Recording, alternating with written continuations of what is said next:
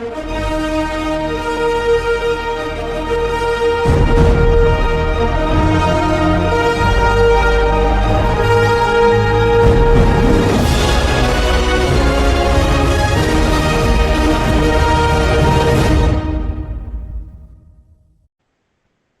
warahmatullahi wabarakatuh. Yang terhormat Bapak Furkoni Yudhistira selaku dosen pengampu mata kuliah Jaringan Syaraf Tiruan. Pada kesempatan kali ini, saya Daniel dengan NPM 2022-43502228 beserta rekan saya Dio Yogardiansyah dengan NPM 2022-43502220 akan mempresentasikan materi mengenai algoritma dan arsitektur backpropagation serta pengenalan pola dengan backpropagation. Untuk penjelasan pertama akan dibawakan oleh rekan saya Dio. Silakan Dio. Baik, terima kasih Saudara Daniel. Di sini ada latar belakang JST. Jaringan syaraf tiruan JST adalah salah satu teknologi dalam bidang kecerdasan buatan yang dikembangkan dengan meniru sistem kerja otak manusia, khususnya dalam mengenali pola serta mengambil keputusan. Untuk meningkatkan kemampuan pembelajarannya, JST menggunakan algoritma backpropagation sebagai metode pelatihan guna mengurangi tingkat kesalahan output melalui proses penyesuaian bobot secara bertahap. Perpaduan antara struktur JST dan algoritma backpropagation membuat metode ini banyak dimanfaatkan dalam berbagai bidang, seperti pengenalan wajah, identifikasi suara, pembacaan tulisan tangan, serta pengelompokan data yang kompleks.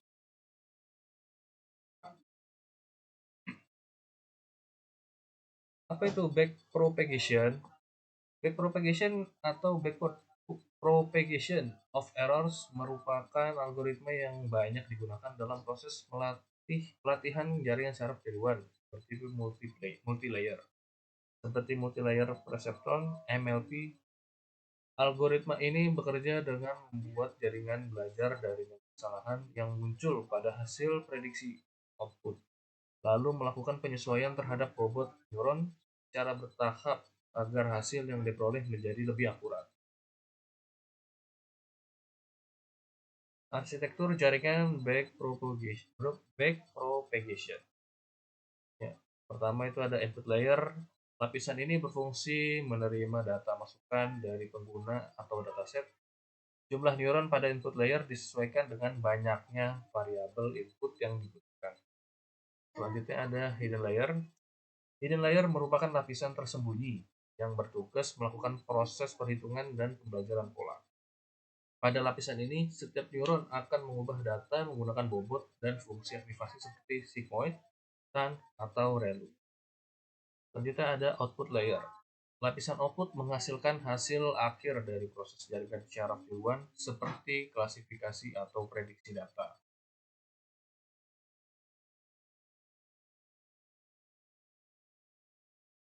Selanjutnya ada arsitektur jaringan backpropagation.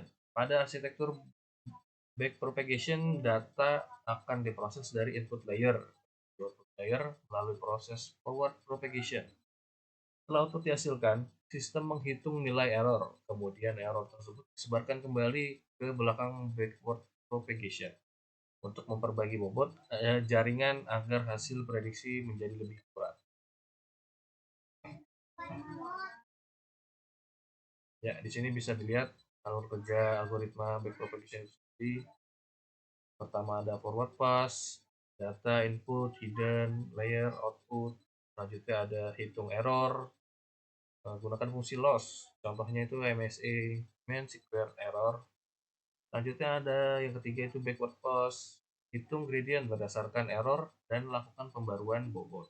Dan yang terakhir ada update bobot. Bobot diatur ulang agar error berkurang di iterasi selanjutnya. Baik, selanjutnya akan diteruskan oleh teman saya Daniel. Silakan Daniel. Baik, terima kasih rekan saya Mas Dio. Lalu saya akan melanjutkannya. Di sini ada fungsi aktivasi. Fungsi aktivasi adalah fungsi yang digunakan pada neuron dalam jaringan syaraf tiruan untuk menentukan apakah suatu neuron akan aktif atau tidak berdasarkan nilai input yang diterima. Fungsi ini membantu jaringan dalam mempelajari pola yang kompleks dan menghasilkan output yang lebih akurat.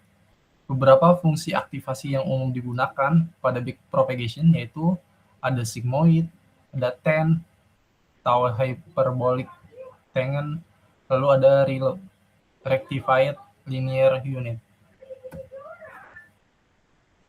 Di sini ada fungsi aktivasi pada back propagation. Yang pertama ada rumus dari sigmoid ya. Rumusnya itu f dari x sama dengan 1/1 ditambah e pangkat min x. Lalu yang kedua ada rumus tan. Tan dari x sama dengan e pangkat x dikurang e pangkat min x dibagi e pangkat x ditambah e pangkat min x. Lalu yang ketiga ada rumus reload atau rectified linear unit. Yaitu rumusnya f dari x sama dengan max dari 0 dan x. Fungsi aktivasi pada back propagation. Di sini ada penjelasannya dari sigmoid yang pertama. Sigmoid memiliki karakteristik diantaranya menghasilkan output antara 0 dan 1, sehingga cocok digunakan untuk prediksi probabilitas, terutama pada layer output dalam kasus klasifikasi biner. Kelemahannya dapat menyebabkan vanishing gradient saat digunakan di hidden layer. Gradient menjadi sangat kecil sehingga memperlambat pelatihan. Lalu yang kedua ada ten atau hyperbolic tangent. Dia memiliki karakteristik yaitu menghasilkan output di antara -1 dan 1 yang membuat hasil lebih terpusat di sekitar 0 dibandingkan sigmoid.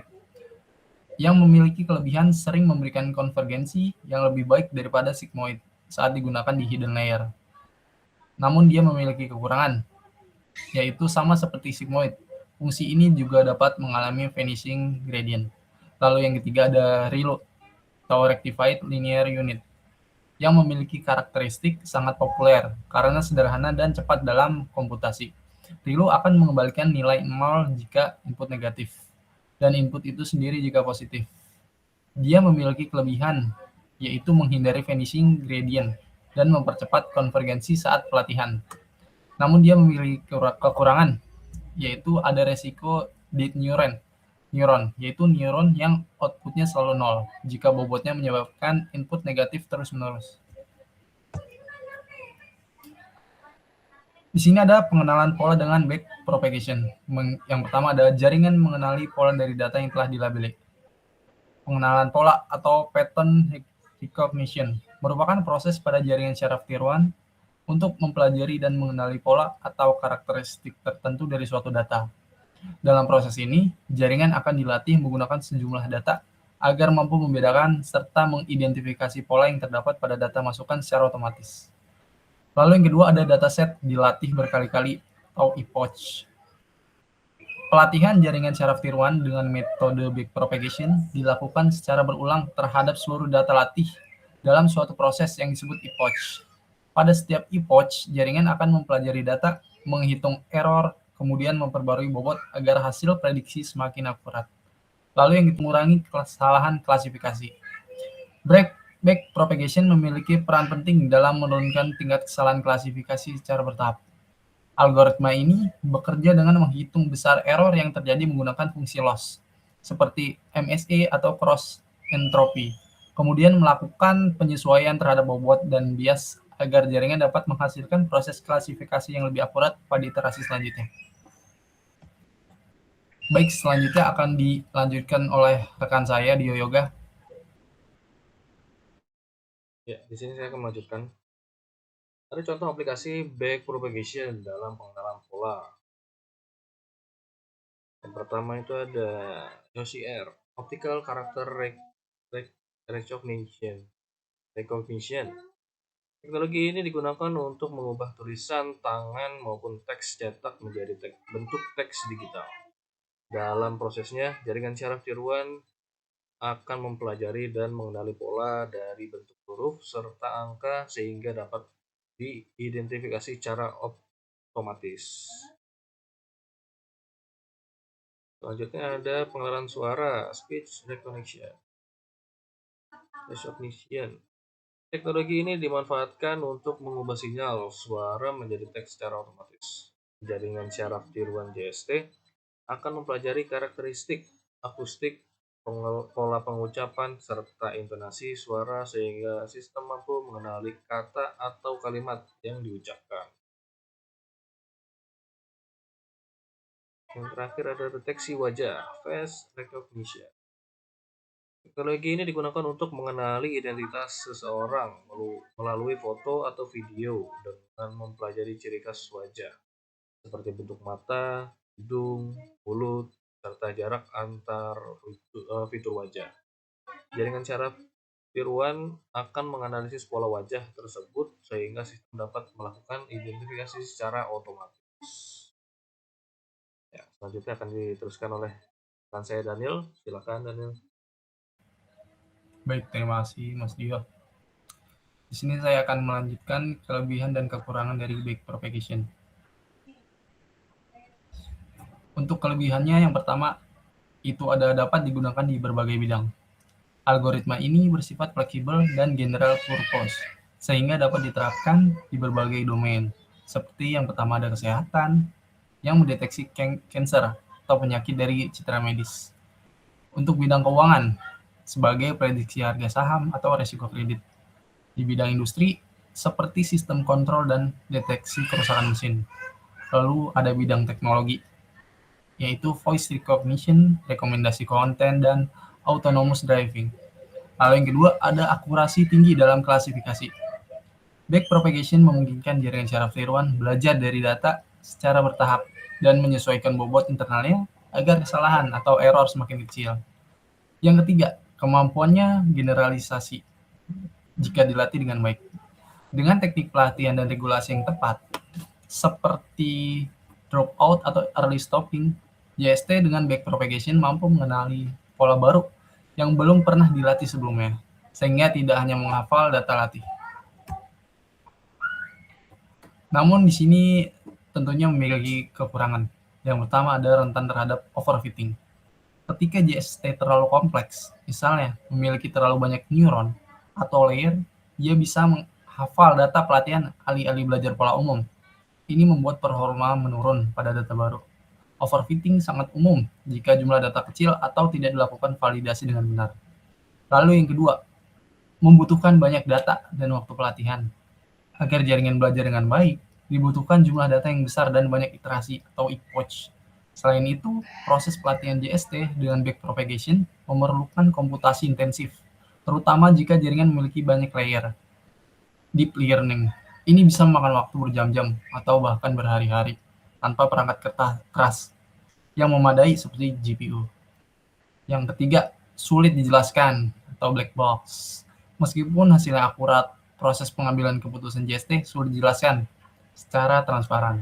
Ini menjadi tantangan dalam bidang yang memerlukan interpretabilitas tinggi, seperti hukum ataupun kesehatan. Untuk kesimpulannya di sini, backpropagation merupakan algoritma utama yang digunakan dalam proses pelatihan jaringan syaraf tiruan karena mampu membuat jaringan belajar dari kesalahan secara bertahap dan efektif. Algoritma ini bekerja dengan menghitung nilai error, menelusuri pengaruh setiap neuron terhadap kesalahan tersebut, lalu melakukan penyesuaian bobot agar hasil yang diperoleh semakin akurat. Dengan kemampuan tersebut, backpropagation banyak dimanfaatkan sebagai aplikasi, seperti pengenalan wajah, suara, maupun tulisan tangan. Apabila struktur jaringan dan parameter pelatihannya dirancang dengan baik, metode ini dapat menghasilkan tingkat akurasi yang tinggi dalam proses klasifikasi dan prediksi, sehingga menjadi salah satu dasar penting dalam perkembangan teknologi kecerdasan buatan modern. Ya, itu saja. Terima kasih ya. Lalu kami akan tutup. Demikianlah pemaparan materi yang dapat kami sampaikan mengenai algoritma dan arsitektur backpropagation serta pengenalan pola dengan backpropagation. Kami berdua berterima kasih juga pada Bapak Furkoni karena sudah menonton. Mohon maaf jika kurang jelasnya dalam pemaparan maupun pengucapan. Wassalamualaikum warahmatullahi wabarakatuh.